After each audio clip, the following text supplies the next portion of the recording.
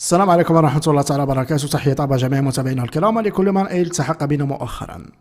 إذا متابعينا الكرام نعود مجددا مع فضائح زريبة الفقاقير حضيرة الجزائر، وهذه المرة مع المهرج المدعو الطعراجي كما تشاهدون على يمين الشاشة متابعينا الكرام.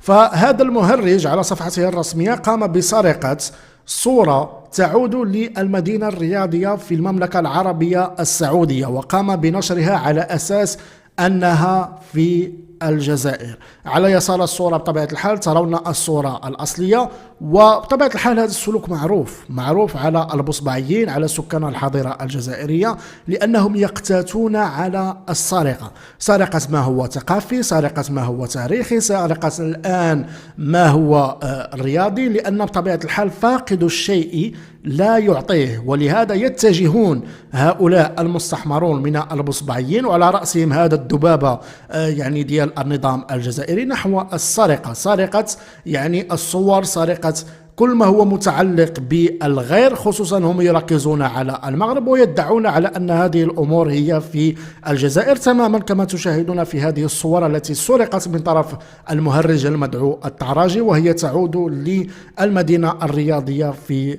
السعودية. إذن هذا هو السلوك المعروف على البصبعيين، لأنه كما قلت فاقد الشيء لا يعطيه. متابعينا الكرام أراكم في فيديو قادم، والسلام عليكم ورحمة الله تعالى وبركاته.